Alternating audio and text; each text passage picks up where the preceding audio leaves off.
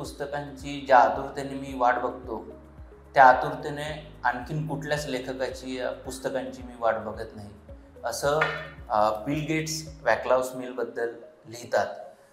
वॅक्लाव स्मिल जे आहेत ते अर्थशास्त्र, ऊर्जा आणि पर्यावरण या विषयामध्ये काम करणारे प्राध्यापक आहेत. त्यांनी 40पेक्षा जास्त आणि शेकडोंनी या क्षेत्रात आर्टिकल्स लिहिलेली आहेत.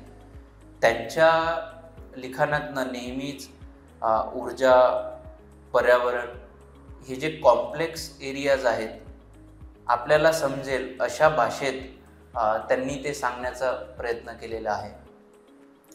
क्लायमेट चेंज रीड्समध्ये वॅक्लाव स्मिलचं पुस्तक आधी आपण निवडलं नव्हतं, मात्र क्लायमेट चेंज रीड्समध्ये आणखीन जास्त डायव्हर्सिटी आणण्यासाठी आम्हाला वाटलं की वॅक्लाव स्मिलचं एखादं पुस्तक तरी आपण निवडायलाच हवं, आणि त्यामुळं नंबर्स डोंट लाय हे पुस्तक जे आहे ते आम्ही निवडलं.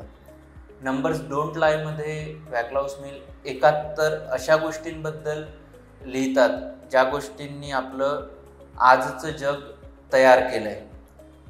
ते ज्या गोष्टी या पुस्तकात कव्हर करतात त्यापैकी काही नॉर्मल डिस्कोर्समध्ये थोड्या कॉन्ट्ररी आहे किंवा लॉजिकल वाटत नाही किंवा आश्चर्य वाटतं खूप. काही ज्या गोष्टी आहेत त्या मात्र आपल्या आधीच्या पिढीने जे एफर्ट्स घेतले आजचं जग क्रिएट करण्यासाठी त्याबद्दल नक्कीच कृतज्ञता वाटावी अशा गोष्टी ते कव्हर करतात. काही ज्या गोष्टी आहे इथून पुढे जर आपल्याला पृथ्वीवरती राहायचं असेल, पृथ्वीचं जे विनाश होत आहे त्या कॉन्टेक्स्टमध्ये जर आपल्याला पुढे जगायचं असेल तर काय करायला हवं, अशा त्या गोष्टी क्रिएट करतात. पुस्तकांमध्ये या गोष्टींवरती तर भर आहेच, त्या व्यतिरिक्त आणखीन खूप साऱ्या इंटरेस्टिंग गोष्टी त्यांनी कव्हर केलेल्या आहेत. त्यापैकी काही जे आहे ते आपण आज कव्हर करणार आहोत. मानवाने फॉसिल फ्युएलचा वापर मोठ्या प्रमाणात करण्यास सुरुवात केली त्याला एक साधारणतः 150 वर्ष झालीत. फक्त या 150 वर्षात आपण जे आहे ते पर्यावरणाचा किंवा संपूर्ण पृथ्वीचा कब्जाच घ्यायचा प्रयत्न चालवला आहे. आपण जर जिओलॉजिक एरानुसार पृथ्वीची हिस्ट्री पकडली, पृथ्वीचं जर वय काढलं तर ते 6.6 कोटी वर्ष निघतं. बरोबर, 6.6 कोटी वर्ष पृथ्वीचं वय आहे आणि आपण फक्त 150 वर्षात लार्ज स्केलला जे आहे वनसंपत्तीची नासधूस किंवा डिफॉरेस्टेशन केलंय, जमिनी नापीक बनवल्यात.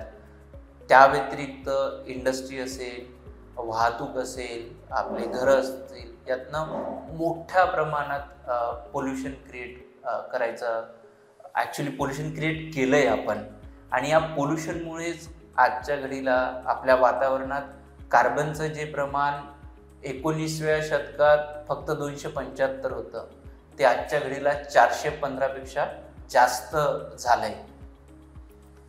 आपल्याला नक्की कसं माहिती की 415 आहे आणि 19व्या शतकात फक्त 275 होतं? तर अंटार्क्टिकाच्या बर्फामध्ये जर आपण ड्रिल केलं आणि बर्फ बाहेर काढला तर त्या बर्फामध्ये जे एअर बबल्स आहेत त्यांचा अभ्यास करून आपल्याला कळतं की कुठल्या शताब्दीमध्ये, कुठल्या वर्षामध्ये कार्बन कॉन्सन्ट्रेशन किती होतं ते. आणि हे फक्त 19व्या शतकापर्यंत नाही तर 8 लाख वर्षाआधी किती कॉन्सन्ट्रेशन होतं इथपर्यंत आपल्याला कळू शकतं. आज भारतात मोठ्या प्रमाणात शहरीकरण होत आहे. आपल्याकडे 5 मेगा सिटीज आहेत. मेगा सिटी म्हणजे काय, तर ज्या शहरांची लोकसंख्या 1 कोटीपेक्षा जास्त आहे. तसे आपल्याकडले मुंबई, कोलकाता, चेन्नई, बँगलोर आणि दिल्ली या 5 मेगा सिटीज आहेत आणि पूर्ण जगात फक्त 30 मेगा सिटीज आहेत. आणि ज्या पद्धतीने आपलं शहरीकरण होत आहे, 2030 पर्यंत हैदराबाद आणि अहमदाबाद या 2 सिटीज मेगा सिटी ह्या बनणार आहेत आणि पूर्ण जगभरात 2030च्या शेवटपर्यंत 45 मेगा सिटी होतील असं एस्टिमेशन आहे.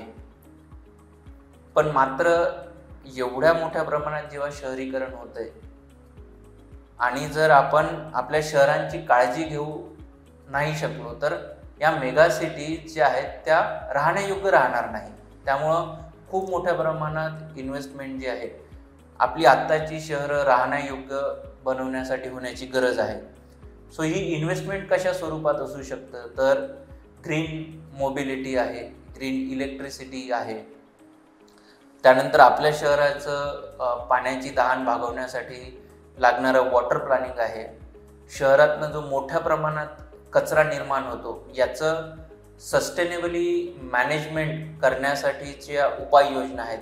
या गोष्टी केल्या तरच आपल्या मेगा सिटीज किंवा आपली मोठी शहरं राहण्यायोग्य राहील. आणि जर आपण सस्टेनेबल सिटीज क्रिएट करू शकलो तर पूर्ण जगासाठी ते एक मॉडेल राहील की डेव्हलपमेंट किंवा सस्टेनेबल डेव्हलपमेंट कशी होऊ शकते याबद्दलचं. या पुस्तकातील 2 गोष्टी ज्या आहेत त्या मला खूपच इंटरेस्टिंग वाटल्यात. पहिली म्हणजे मोबाईल फोन की कार दोघांपैकी जास्त एन्व्हायरमेंटली सस्टेनेबल किंवा पर्यावरणपूरक काय आहे, आणि दुसरं म्हणजे मानवाच्या हिस्ट्रीमध्ये सर्वात इनोव्हेटिव्ह डेकेड किंवा दशक कुठलं होतं.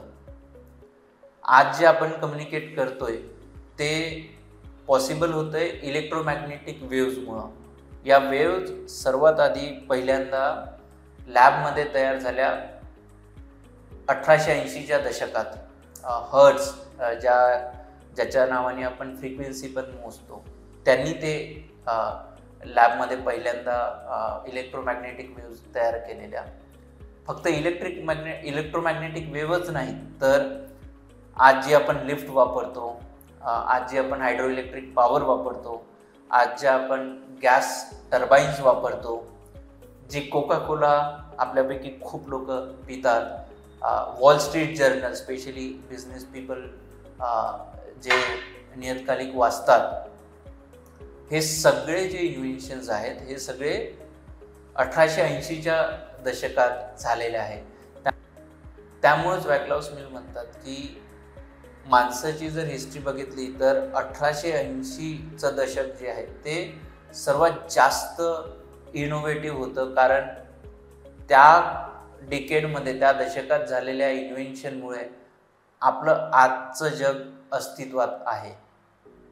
आपण जर मोबाईल फोन बघितला तर एक साधारण ॲव्हरेज 140 ग्रामचा येतो, आणि जर कार बघितली तर साधारण 1400 किलो एवढ्या वजनाची येते. म्हणजे वजनाच्या मध्ये जर आपण कंपॅरिझन करायचं झालं तर 10,000 पटींचा फरक आहे.